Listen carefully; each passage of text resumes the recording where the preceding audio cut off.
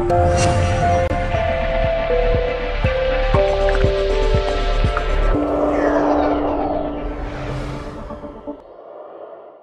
రాష్ట్రాన్ని, ఈ రాష్ట్ర ప్రజలను మంచిగా చూసుకుంటానని చెప్పి ప్రమాణం చేసినటువంటి వ్యక్తి, అంటే ప్రజలతో ఎన్నుకోబడిన వ్యక్తి కాదు అనేది అందరికీ తెలుసు.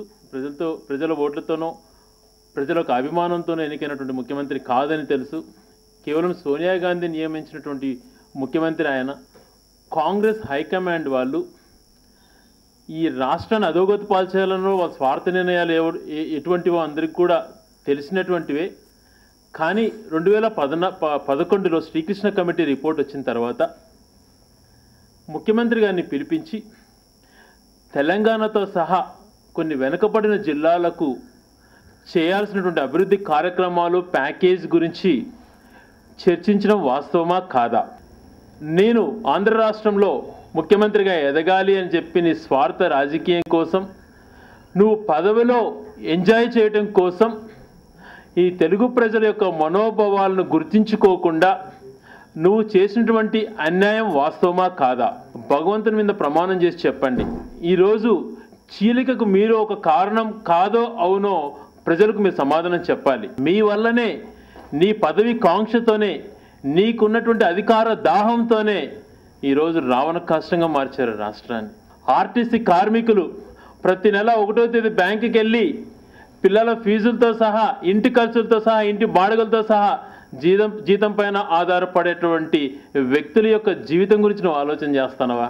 ఎటువంటి సంక్షేమ కార్యక్రమాలు అమలు చేయకుండా ఉన్నటువంటి నువ్వు ఇంకా రాష్ట్రాన్ని నాశనం చేసి ఏ పరిస్థితులలో బీదవాళ్ళను పూర్తి స్థాయిలో అన్యాయం చేసినటువంటి వ్యక్తి నువ్వు కాదా అని మేము ప్రశ్నిస్తాను. కొన్ని కోట్ల మంది ప్రజల మనోభావాలను నువ్వు గుర్తుపెట్టుకోకుండా, గుర్తించకుండా వాళ్ళల్లో మళ్ళీ ఆ రకమైనటువంటి సందేశాన్ని హైకమాండ్కి ఇచ్చి అప్పుడు ఉమ్మడి రాష్ట్రం అనౌన్స్మెంట్కి నువ్వు అడ్డుపడినట్టుగా, తర్వాత ఇప్పుడు నువ్వు సమైక్యవాదిగా గుర్తింపు పొందడానికో లేకపోతే లబ్ధి చేకూరడానికో ఒక 3-4 ఎంకరేజ్ చేసుకుంటూ వాళ్ళతో ప్రెస్ మీట్స్ ఇప్పిస్తూ గొప్ప సమైక్యవాదిగా నిన్ను ఊహించుకుంటున్నావు.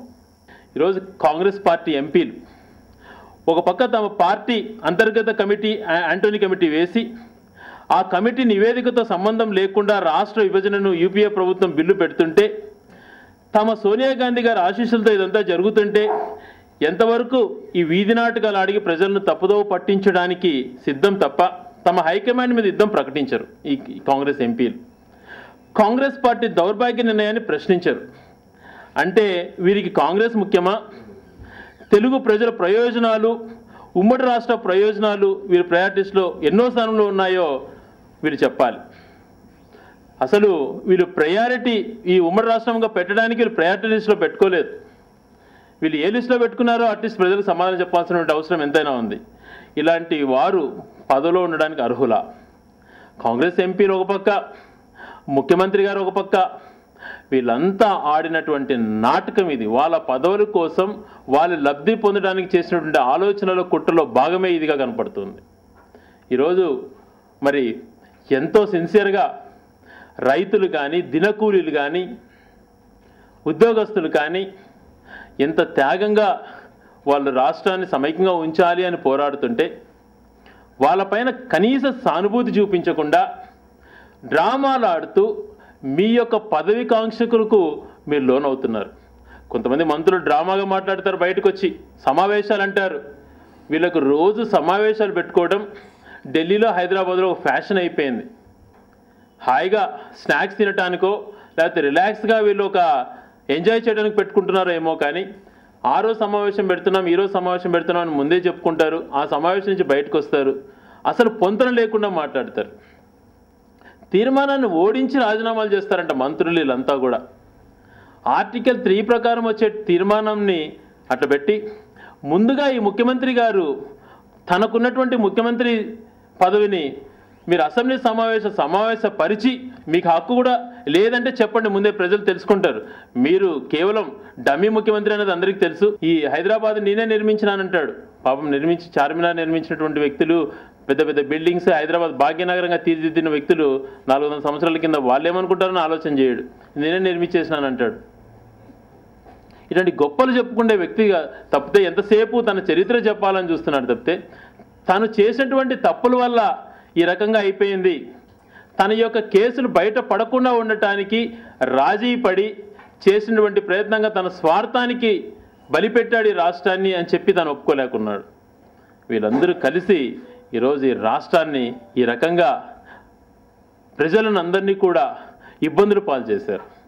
తెలుగు తల్లిని నిట్ట నిలువున కోసిన వ్యక్తులు వీళ్ళందరూ కూడా. తన ప్రజల కోసమే పాటుపడతానంటాడు. నాకు అధికారం ఇచ్చేసేయండి, అన్నీ చేసేస్తాను అంటాడు. అధికార కాంక్షతో చేస్తున్నాడా?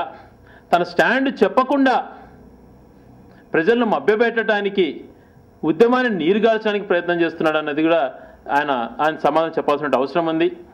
ఖచ్చితంగా జేఏసీ వాళ్ళు తను నిలదీసే అవకాశం ఖచ్చితంగా ఉంటుంది అనుకుంటున్నాను. జేఏసీ సంఘాలు అయితేనేమి, విద్యార్థి సంఘాలు వీళ్ళందరూ కూడా తను సమైక్యవాదే విభజనవాదే అన్నది స్పష్టం చేయాల్సిన అవసరం ఎంతైనా ఉంది.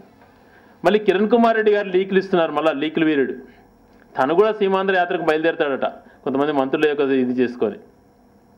ఏం బయలుదేరి ఏం చేస్తాడో తను ఒకసారి తన చేతిలో ఉన్నటువంటి అధికారాన్ని గట్టిగా సిడబ్ల్యూసీ తీర్మానాన్ని వెనక్కి తీసుకోండి అని కోరడు, యూపీఏ నిర్ణయాన్ని వెనక్కి తీసుకోండి అని కోరడు, లేకపోతే ఏదో మభ్యపెట్టినటువంటి మాటలు మాట్లాడి తను కూడా యాత్రకు బయలుదేరుతాను అంటాడు. ఇటువంటి వాళ్ళకి అందరినీ కూడా ఖచ్చితంగా జేఏసీ వాళ్ళు కానీ సమైక్యవాదులు కూడా ఖచ్చితంగా ప్రశ్నిస్తారన్న విషయాన్ని వీళ్ళు మర్చిపోయినట్టున్నారు. ఈ రాష్ట్రాన్ని సమైక్యంగా ఉంచడానికి రాజకీయ పార్టీగా మేము కానీ మిగిలిన వాళ్ళందరిపైన ఒత్తిడి తెచ్చి మీకు అండగా నిలబడతాం అని మేము చెప్తుంటే కూడా చాలామంది భావోద్వేగానికి లోనై ఈరోజు మళ్ళీ ఒక వ్యక్తి మాట్లాడుతూ చనిపోవటం, మొన్న బిల్డింగ్ పై నుంచి దూకి చనిపోవటం, ఇవన్నీ కేంద్ర ప్రభుత్వానికి కానీ ఈ స్వార్థ రాజకీయ నాయకులకు కళ్ళు కనిపించట్లేదా అని మేము ప్రశ్నిస్తున్నాం. మరి ముఖ్యమంత్రి కిరణ్ కుమార్ రెడ్డి గారు ప్రజల దగ్గరికి వెళ్ళే ముందు కానీ తను ప్రెస్ మీట్లు పెట్టి ప్రజలు వేయాల్సిన ప్రశ్నలను ప్రజలకు వేస్తున్నటువంటి వ్యక్తి ఈరోజు 2011లో జరిగినటువంటి అంశాలపైన క్లారిటీ ఇవ్వాల్సినటువంటి అవసరం ఉందని చెప్పి కూడా మేము డిమాండ్ చేస్తాం.